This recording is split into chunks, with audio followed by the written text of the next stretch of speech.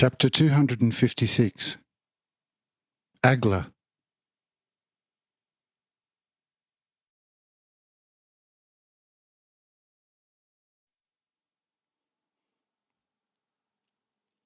When the sister was brought to the king in the castle and looked at from head to toes, the king was astonished beyond measure of her beauty, and immediately had Walter called to show him his beautiful sister, so that he could confirm that she was his sister.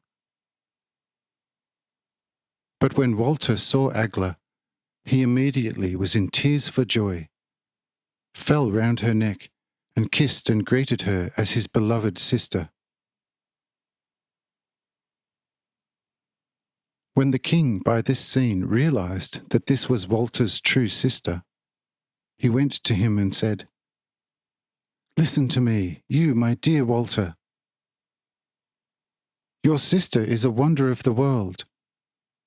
Her beauty surpasses all my previous notions. And when I think that this girl is 71 years old, she is not standing before me like a human being, but as a purest heavenly goddess who never ages, but is of eternal youth. You know what? Until now, I have not taken a steady wife, and I have put no maid a royal crown on her head. But this your sister I immediately want to take as my abiding wife, and want to give her royal clothes and put a most beautiful crown on her head.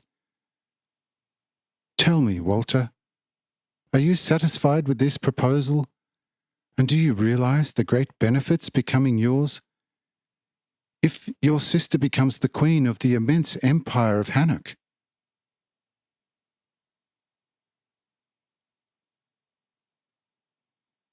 Here Walter was taken aback, and for a while he thought back and forth, and did not really know what he should say. But Agla, who on the spot liked this proposal more than her brother, said at once to him, "What are you going to do in the house of him who commands millions? Bless me for the king, and do not tread your benefits with your feet."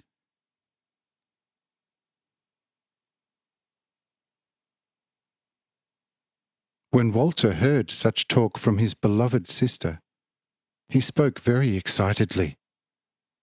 "I am not going to bless, but curse you in my chest, since your love for me, who would have died for you, did so quickly extinguish. O king, take her, the faithless.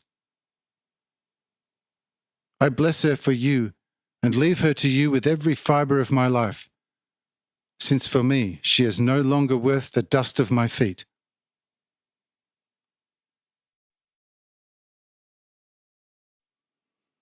Truly, if she held on to me and would have been glowing for my love, I would not have withheld her from you, and would have found great joy therein to have brought you such a great sacrifice. But in this way Agla has cheated me out of everything, and as such, O king, I cannot give you anything, since the faithless has given herself to you.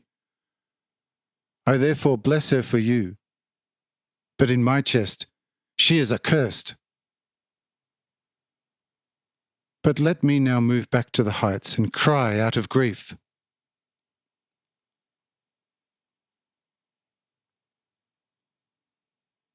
And the king said, "It should not be like that, my Walter. I will also have you wear royal garments, and will then take you myself to the temple of my goddesses. Should you find a liking in one of them as a formal viceroy, you stay here.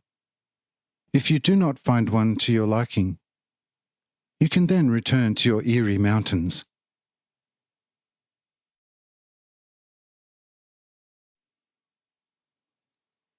That gave Walter a new idea. He agreed to the proposal of the king, which Agla was not too happy about, for her love for Walter was still quite strong, and her hasty earlier approval was more of a female love trial trick than an actual particular commitment. But Walter welcomed this even more so, because he could now take revenge on Agla. But Gurat had immediately brought royal clothes for both, with which they dressed themselves.